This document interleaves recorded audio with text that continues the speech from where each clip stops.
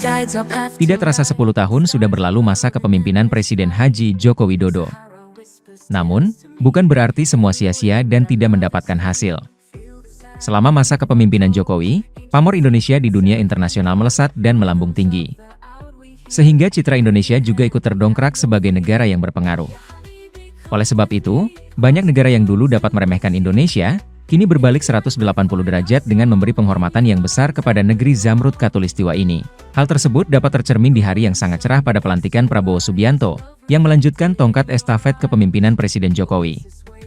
Dengan semangat persatuan, Presiden Prabowo memberikan pidato yang berapi-api.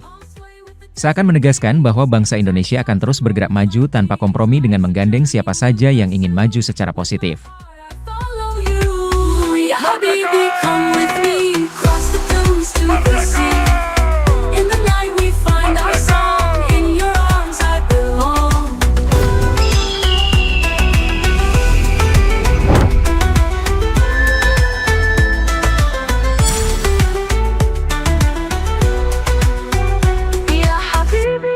Kemajuan Indonesia yang dicapai pada era Jokowi, tidak hanya berdampak di dalam negeri.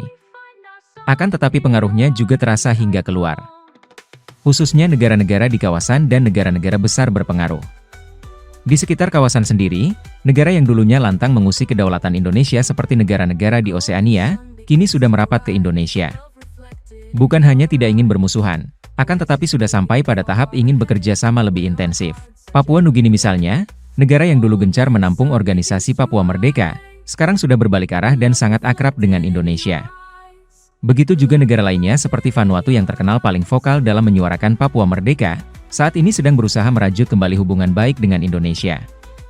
Tidak dapat dipungkiri, Indonesia sudah menjadi pusat ekonomi terbesar di kawasan paling selatan benua Asia. Yang berarti, bersahabat dengan Indonesia adalah suatu keharusan apabila tidak ingin menjadi negara tertinggal di Oseania. Karena bersahabat dengan Australia dan Selandia baru saja tidak akan cukup. Disebabkan arah politik dan ekonomi Australia tidak berpihak pada negara-negara kecil.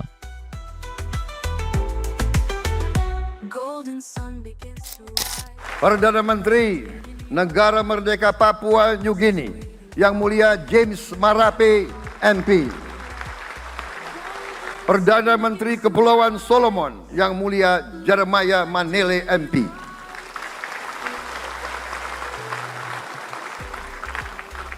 Perdana Menteri Republik Demokratik Timor Leste, Yang Mulia Sanana Gusmao. Perdana Menteri Republik Vanuatu, Yang Mulia Charlotte Salwai Tabimasmas beserta Ibu Mari Justin Salwai.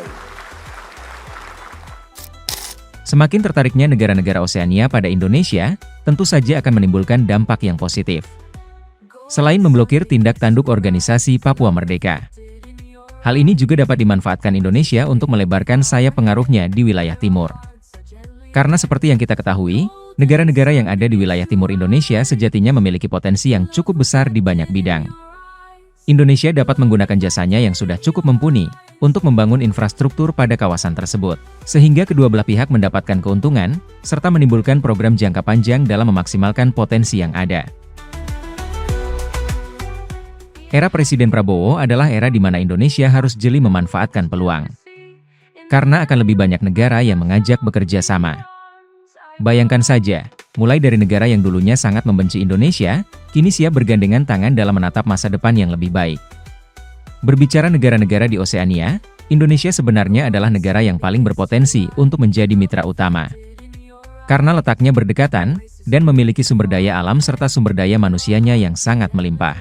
Untuk itu, jika Indonesia dapat memanfaatkan peluang yang ada, maka dapat dipastikan negara ini benar-benar akan menjadi salah satu negara mercusuar dunia yang ada di Asia.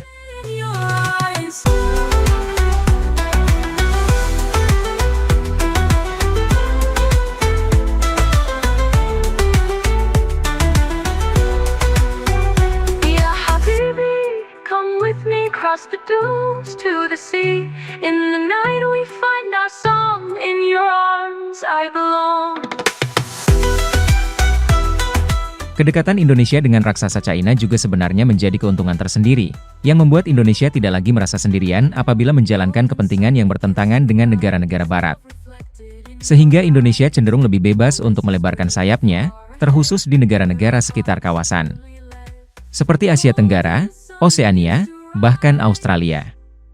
Di sisi lain, posisi Indonesia yang sangat strategis sebagai jembatan antara China dan Australia, juga memberikan kesempatan untuk lebih berkembang dan berperan aktif dalam menjaga stabilitas keamanan di kawasan. Dengan begitu Indonesia akan mendapatkan keuntungan dari kedua belah pihak. Yang mana Australia dan China akan saling berebut pengaruh untuk lebih dekat dengan Indonesia. Dan sudah tentu mereka akan mendukung segala kebijakan untuk kemajuan Indonesia, sebelum Indonesia menjadi raksasa yang nyata. Mr. Anthony Albanese will meet with Chinese President Xi Jinping today at the G20 summit in Bali. It'll be the first formal bilateral meeting between an Australian leader and Chinese leader since 2016. Our political editor, Andrew Clennell, is in Bali and has this report. Gently let golden sun begins to rise. Love reflected in your eyes. Love reflected in your eyes. Ya Habibi, come with me, cross the dunes to the sea. In the night we find our song, in your arms I belong.